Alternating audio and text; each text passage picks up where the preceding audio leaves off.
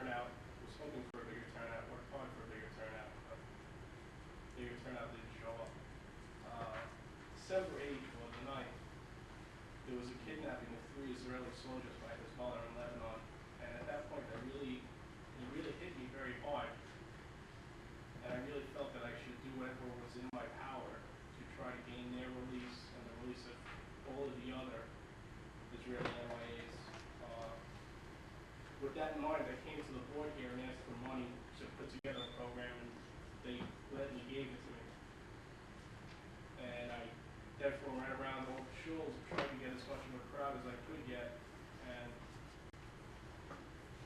I thought that the goal here was to basically just raise the awareness and the consciousness of American Jewry to the plight of these soldiers who, in some cases, haven't seen their family for years.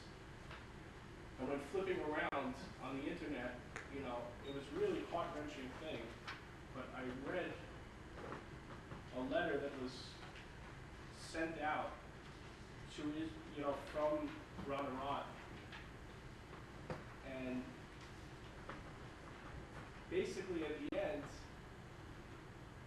he claimed, you know, you could see that the man after 1 year and 1 letter was trying to tell his family and tell the world in some way gain his freedom. And they haven't yet. And with that said, I clicked on to the next place, and I found the American Coalition for Missing Israeli Soldiers, which is where this was sponsored. And I was happy to say that I sent an email to Judi, and Judi was happy to come through for me. And that being said, I hope that this in some way, somehow, helps them understand that the American Jewish community from Anchorage to California to New York and Maine is trying with every breath of our existence to, in some way, gain their freedom.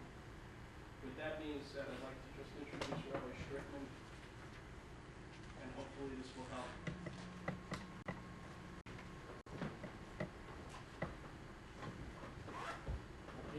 Ari Ashikoach, he was working very hard and has been, his heart's the right place on what has been going on, and really worked very hard for this evening.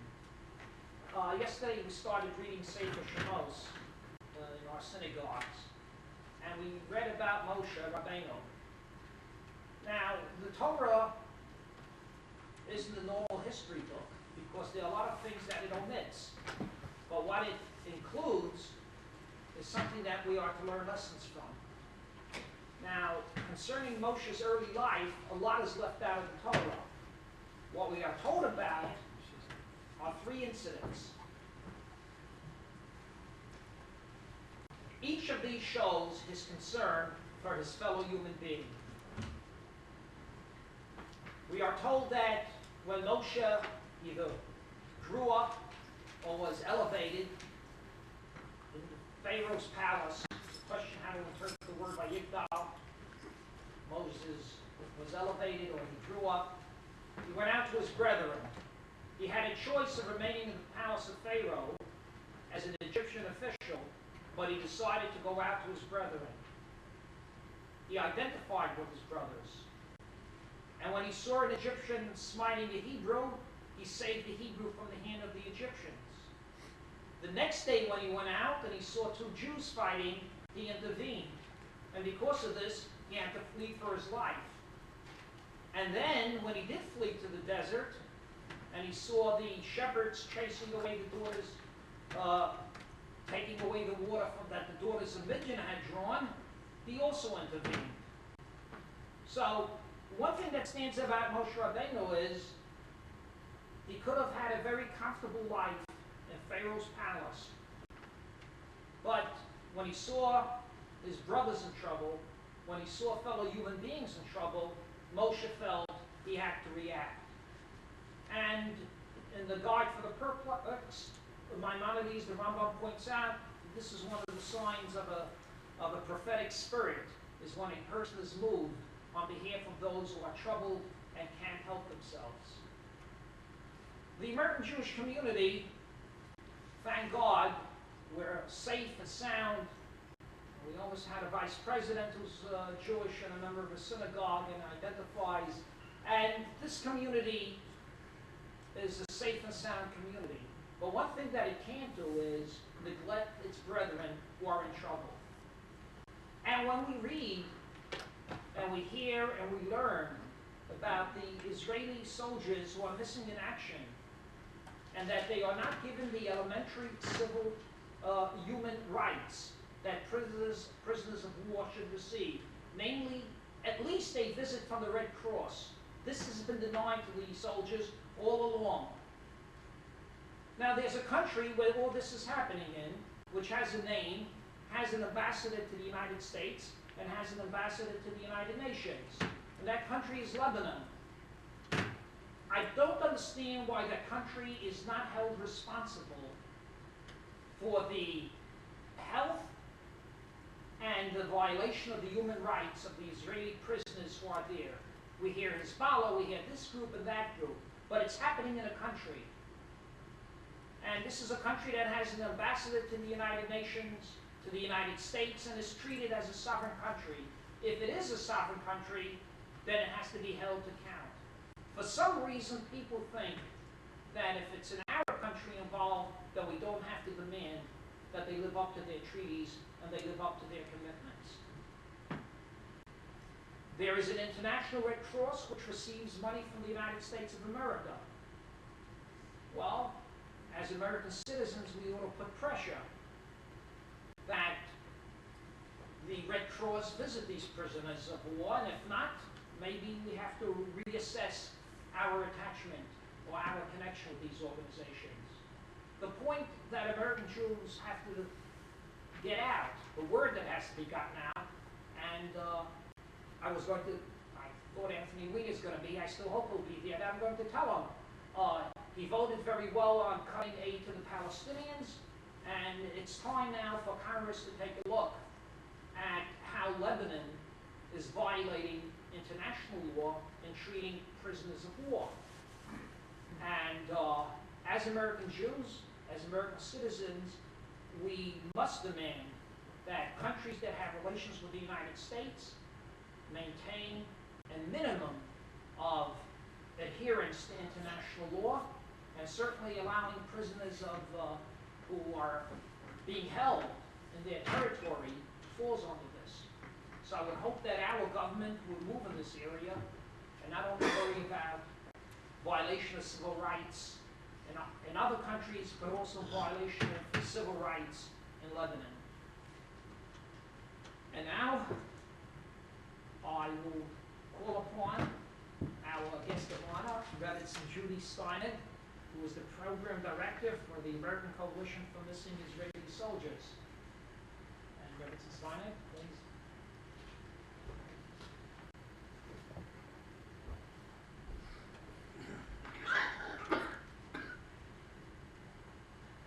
It's a privilege to be here this evening and an honor to speak with all of you.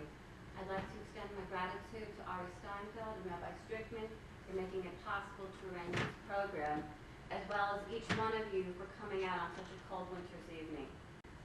Your presence here tonight clearly demonstrates compassion, sensitivity, and the desire to reunite families whose lives have been shattered, some for close to 2 decades.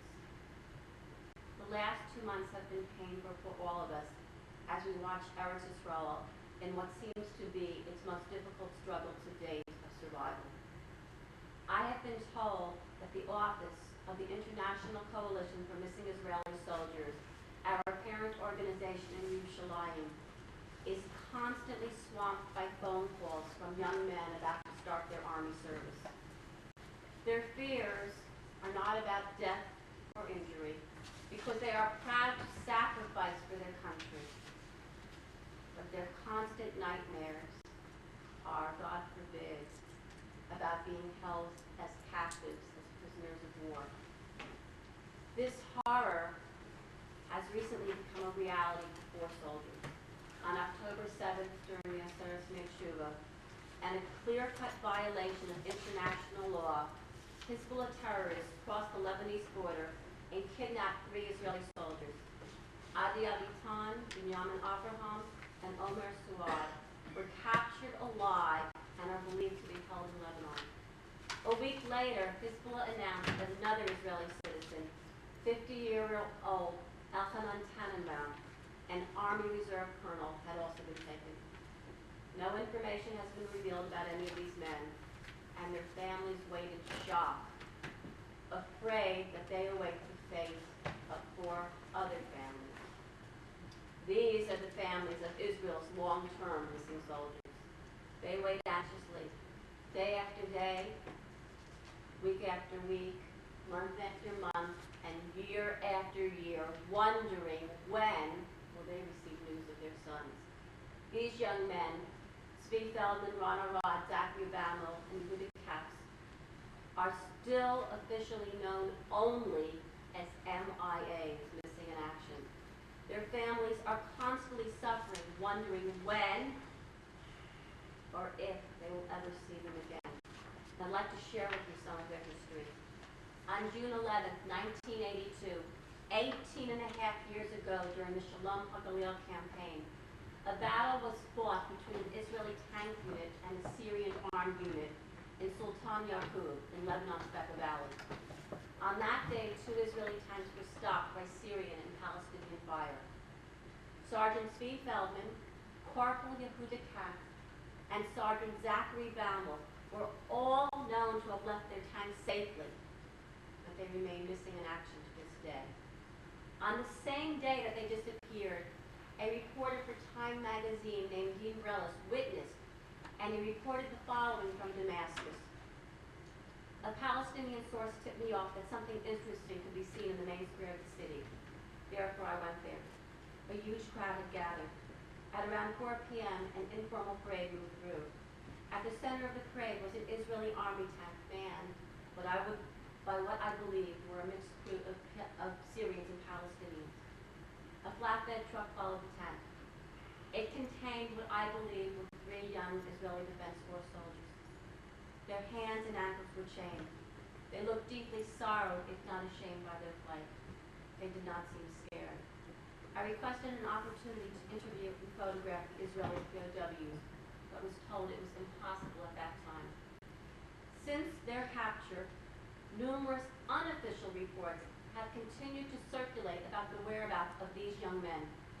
Eyewitnesses still claim to see the men alive and in Syrian-controlled Lebanon. But the Syrian government, which is officially by international law responsible for them, will say nothing about them. On December 6, 1993, Nobel Peace Prize winner Yasser Arafat returned 1/2 of Zachary Bamel's dog tag to an advisor of the late Prime Minister Rabbi, with the promise of more information within 2 weeks. 7 years have gone by, and we're still waiting for this information. And the fate of Zach, Tzvi, and Yehuda remains a disturbing mystery. On October 16, 1986, over 14 years ago, a mechanical emergency forced Air Force Captain Ron Arad to parachute out of his plane. Upon landing, he was immediately captured by members of an Arab terrorist group called the Amal Militia. It is believed that Ron is being held in Iran, having been traded, borrowed, and sold from one group to another.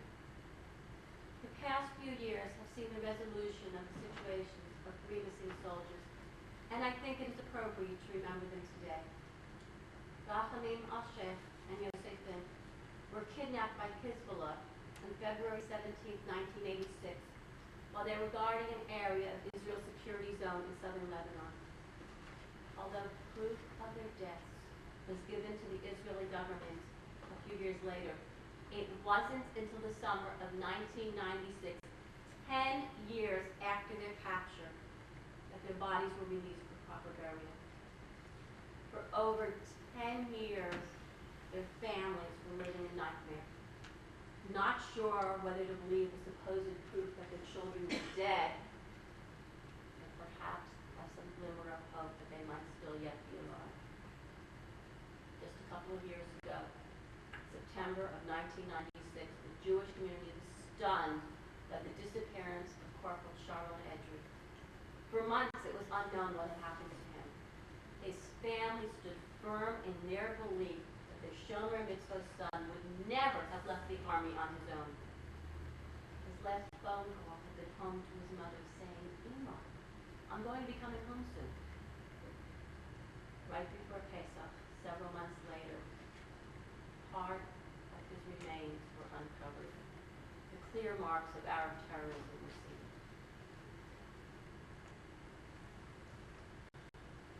The Geneva Conventions were established with the provision to protect the rights of all prisoners of war. According to these conventions, prisoners must be identified, and where they are being kept must be made known to their country. They must be allowed to write to and receive letters from their families. They are allowed visitations from humanitarian organizations, such as the International Red Cross, whose responsibility is to check that they are receiving proper treatments, such as food, medicine, and clothing. Prisoners of war who have died must be buried honorably with dignity in accordance with their religious beliefs. It is obvious that the countries that hold these young men are continuing to ignore international laws which they are obligated to follow.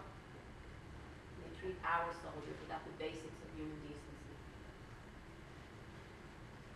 Something must be done to save these boys. Pidyon Shvuyim, the freeing of captives, is a mitzvah according to the great Torah sage Maimonides, who knows the Rambam, that is more important than feeding and clothing the poor. There is no commandment as great as that of saving captives. For the captive is among the hungry, thirsty, and unclothed, and he lives in constant danger, afraid for his life.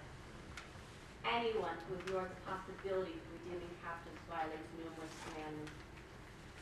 The mitzvah of Pidyon Shvuyim is one that most Jews are not usually able to fulfill. But the opportunity to participate in this mitzvah exists now for all Jews. All synagogues can begin by saying special tefillah for missing soldiers every day during davening. The text is available in the package of information which you found on your seats. In the 1970s, the Jewish community rallied, wrote letters, and signed petitions for the freedom of Russian Jewry.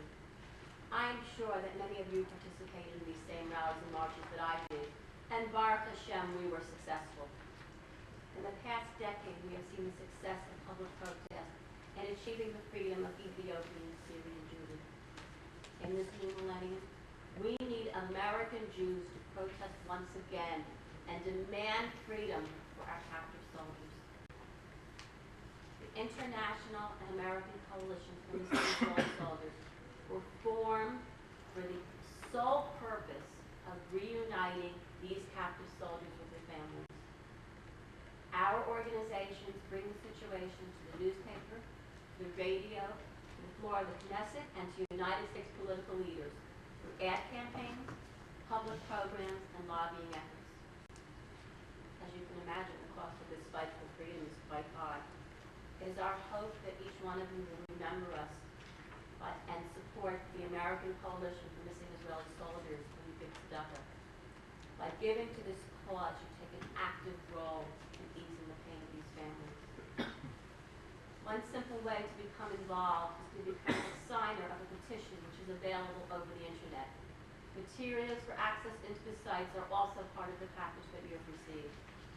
But signing the petition is not enough. Now, at this very moment, is a unique opportunity for every American Jew to become involved. Less than 2 years ago, a special bill was originated in the Senate and in the House of Representatives specifically to help the Israeli MIAs. And it was signed into legislation by President Clinton a few months later.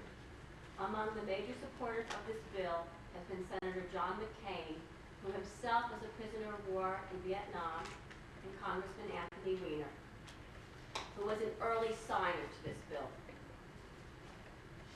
This bill, which is called H.R. 1175, and you can click onto it in the internet, you can get all the details, calls for action on behalf of the State Department for Israel's missing soldiers.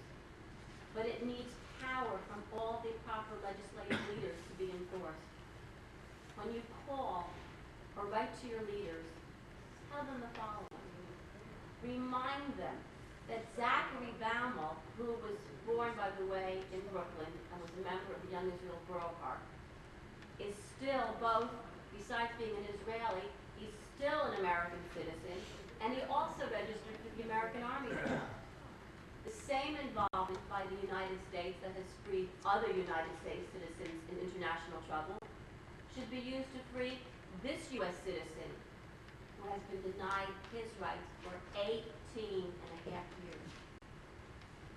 Tell your leaders that money from the United States and business from major American companies must not be given to countries that deny prisoners basic human rights. Tell your leaders that Israel cooperated with the release of hundreds of known terrorists so that the famous American hostages, Terry Waits and Terry Anderson, could have their freedom. Explain to them the Jewish concept of hakaras hatov, appreciation and gratitude, and tell them that it's time for America to work for the release of Israeli prisoners of war. Tell them that the abduction of Adi Avitan, Abraham Binyamin, Omer Suad, and Elchanan Tannemon clearly defies any attempts for peace, and this issue must be addressed immediately before more concessions are requested. Tell your leaders that Ron Arad left behind a wife and a 1.5-year-old baby boy. As American leaders, they claim to be concerned about the children of the world, so let them be concerned about 16-year-old Yuval Arad, who's growing up only knowing of her father from a picture.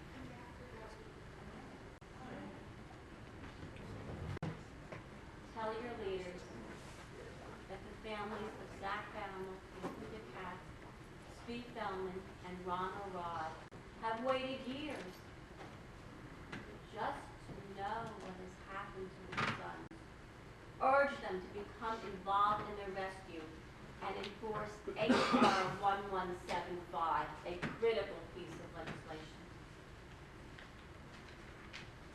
The story of Israel's missing soldiers is by no means over, but the commitment of every American Jew is needed to write the final chapters properly.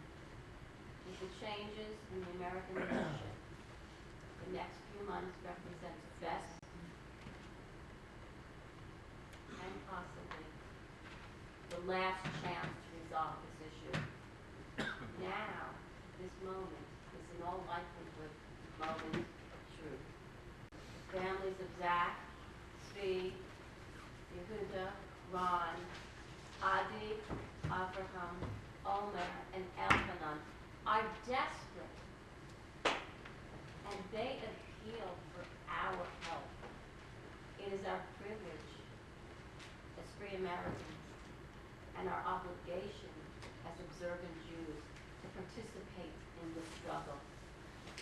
With the cooperation of each one of you and the help of the Almighty, the Baumel, Arad, Feldman, Katz, Avitan, Abraham, Suad, and Tannemon families will soon share a joyous reunion with their children as all of us in Klal Yisrael celebrate. Thank you very much.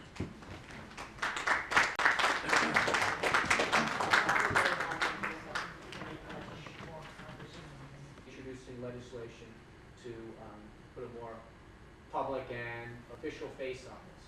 And if those nations in the Arab world who seek to portray themselves as the moderns, who seek to portray themselves as the peaceful forces, as those who want to be part of the economic mainstream of the world, they cannot with one hand with one side of their mouth speak the words of peace and then publicly support the actions of Hezbollah.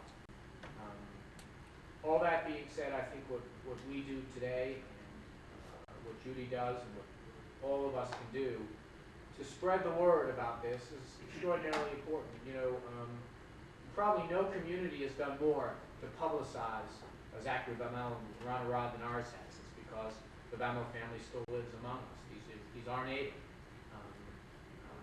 And at least in the case of Ron Arad, there are tantalizing clues that from time to time we hear. Dog tags returned, photographs, letters materializing. It gives you some hope that there is a deal in the works that might be able to be made sometime in the future. But with these families, the Abaton family, the Abraham family, the Wad family, the Tannenbaum family, they don't even have that. So we need to keep the pressure on. And then one final thought. You know, we have learned many lessons from the experience of the last several years of the peace process. We have learned lessons that should be repeated, lessons that should not be repeated, and frankly, they're more of the latter than the former. But one of the things I think that we, as friends of Israel, and I believe the Israeli government is approaching this position as well, have to begin to embrace is the idea of reciprocity. We do for you if you do for us. Not we do for you and then we see what happens down the road. There has to be a sense of accountability for things. There has to be a sense that if terrorism happens under your watch, if organized displays of violence suddenly, coincidentally break out at a certain moment, if the words you say within the territories to your own people don't match the words you say outside to the rest of the world, there's a price for that.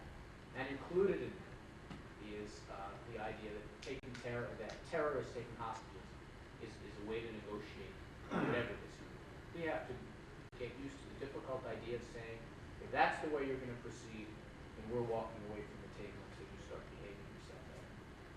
And I think that by doing that, we make it very clear that there is no gain you're going to have from taking hostages. Thank you very much. I'm Mr. Rabbi.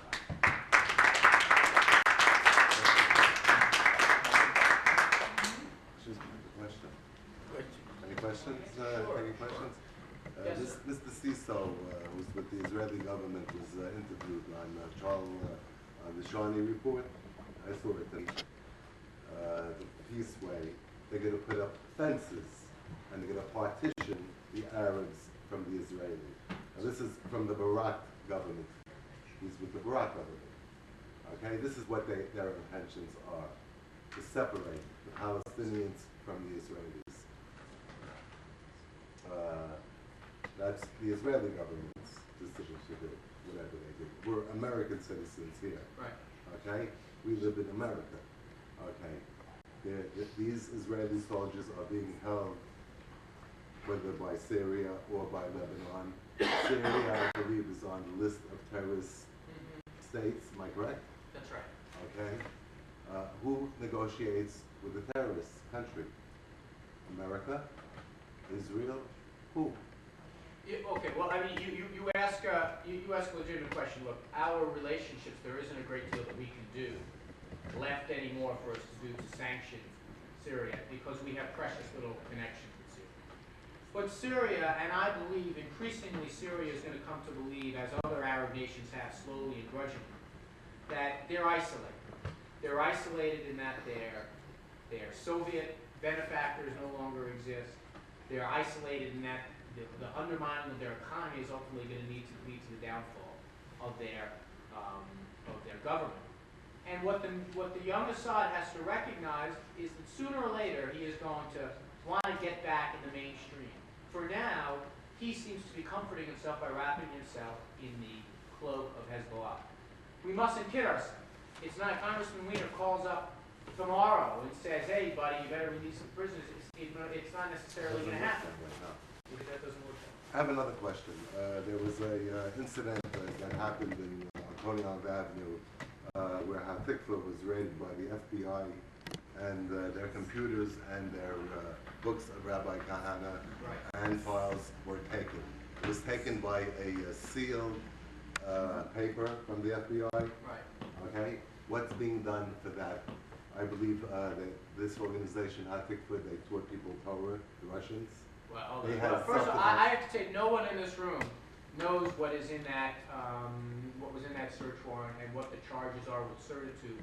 against the organization.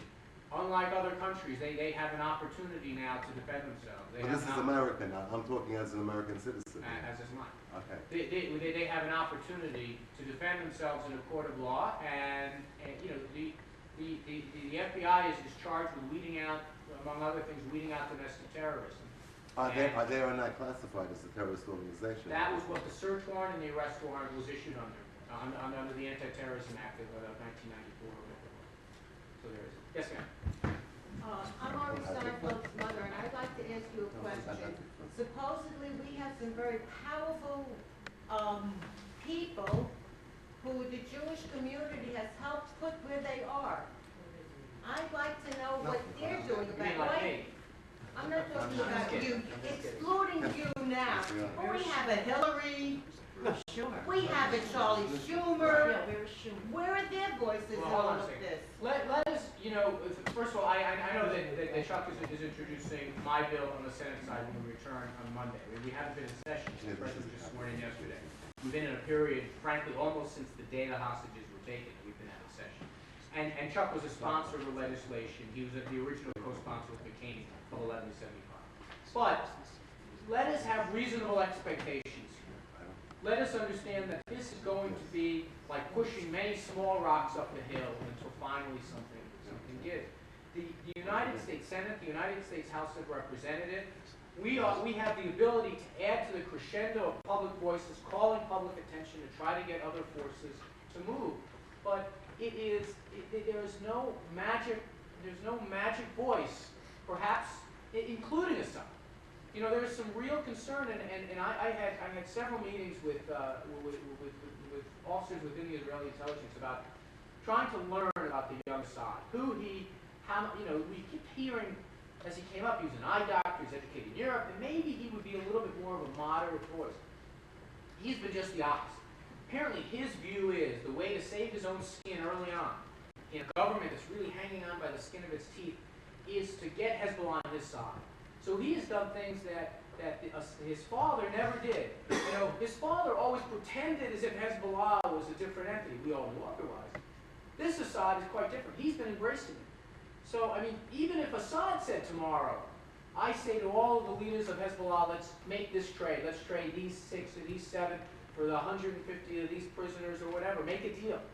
We don't even know if his voice will do it. The fact remains that it's a kind of a mysterious process. And all we can hope to do, and it's a lot, is to raise the temperature on this so high that people start talking about it at the United Nations. People start talking about it at the Arab League. People start talking about it at the peace table when the negotiations are going on with the Palestinians. But I can assure you that Chuck Schumer, for one, has been very supportive. I'm sure Hillary will be as well.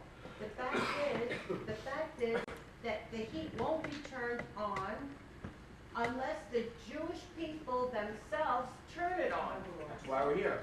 That's why we're here. I agree If with you 100%. can't get enough Jews to say enough, then nobody will do anything. I agree with you 100%. And this is, in fairness, this is, you know, especially you know, how Ron Arad and Zachary Galmel have probably the higher name recognition in this community than I do. They're so well known because every shul, every civic organization has had events, has had paperwork. I mean, people know about it. This case is relatively new. It's October 7th. Is that when it happened? I mean, it's a relatively recent event. And frankly, it got relatively little notice. It got very little notice, and it's starting to get more and more. And when I spoke to the families, you know, one of the things they said is, just don't forget us. Just do what you can not to forget us. And because, you know, they're hoping for miracles now, and that's where we're trying to do. But let's remember, let's direct our frustration in the right place. I mean, our frustration should not be directed at a member of Congress who hasn't signed on to my bill yet. I mean, that's something that we should see as an opportunity. Yes, ma'am. I don't understand why there are no marches or buses going down and mobilizing the Jews to go down to march in Washington, D.C. and to express this opposition. This is a great idea. Well, why don't you go ahead and The only leaders I see doing anything about the current situation are Avi Weiss and Dov Hikind. Well, why don't you? In addition to the present company, of course. Right. Well, I think that is a terrific idea. Did you down here at the shul here? I'm not at this shul, I'm at another shul. Why don't you get one started there, and try to coordinate it throughout. I mean, that's how it happens. It doesn't happen magically. But I mean, yes, we can do this, but we also need the leadership. I'll be there The with you. leaders coming forward. I'll be there with you. Join us in this mobilization and in this march to go down to Washington DC, just like the other ethnic groups do. Listen, the Goyim have an expression preaching to the choir. I mean, I'm with you. I mean, I'm doing what I can. I'm the sponsor of legislation there. I'm the one writing the letters. I'm doing what I can. And you're here with a group of people who obviously cared enough about this to come out today. So I think you're right. I mean, it is a process that is incremental, bit by bit, and we have to keep working on it. Elliot, thank you very, very much. I appreciate I'd also it. like to just thank the Congressman, and I'd like to say publicly, when I emailed your office, I want you to know that the email returned that night. I emailed in the afternoon before 7 o'clock. I received an email back to call Joan, who's in your office, and I'd like to thank you for coming and showing the support. And I want to thank you all for being here. Thank you so much. We're going to make a change in the program. We're going to have the prayer, but we'll have that at the end. And Rebbetzin.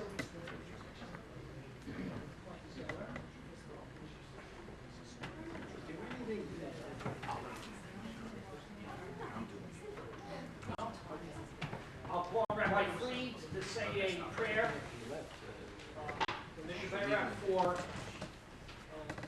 Israeli missing in action.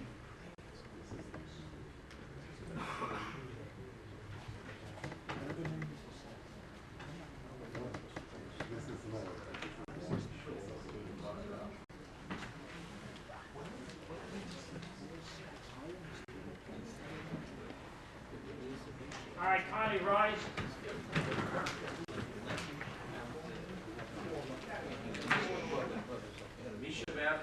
Abraham, Yitzchak, Yaakov, Yosef, Moshe, Aaron, David, Shlomo, Yevorach, Mishmar, Yitzchak, Nedorit, Tzva, Haganah, Yisrael, Shvuya, V'Sacham, V'Sil, Yehuda, Nachman, Ben Sora, Zechariah, Shlomo, Ben Miriam, Tzvi, Ben Penina, Ron, Ben Basia, Yifdei, Mishvuim, Yaksim, L'Sholom, B'Korov, Ba'avur, Shekol, HaKol, HaKodesh, Hazem, Yispal, Ba'avuram, Yitzchazek, Kadosh Baruch Hu, Yimalei Aleim, Rachamin, Yirva, Kocham, Yivatul, Tzaram, Yishlach, Lahem, Refuas, HaNefesh, Refuas, HaGuf, Amen.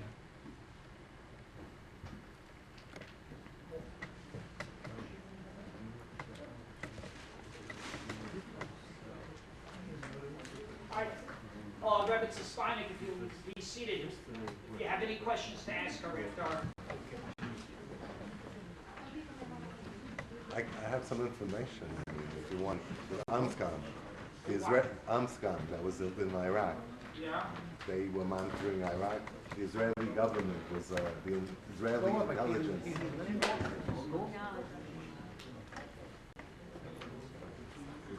All right, as soon as you're not keeping anyone, but it's okay. We'll go in.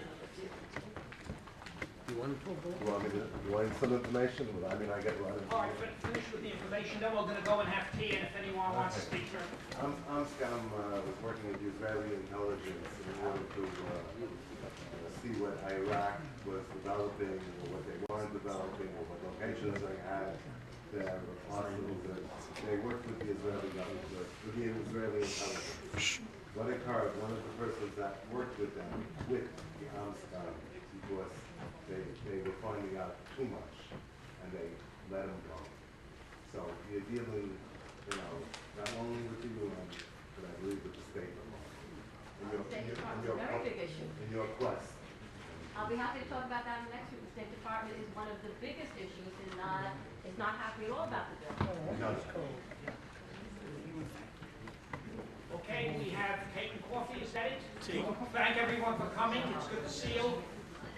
And keep on coming.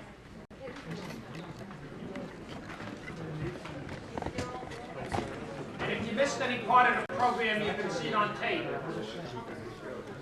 Those who came late, we have a tape of this, so... Take a picture. We have a joint. There's a good article in Haaretz today by Shelley. How you doing?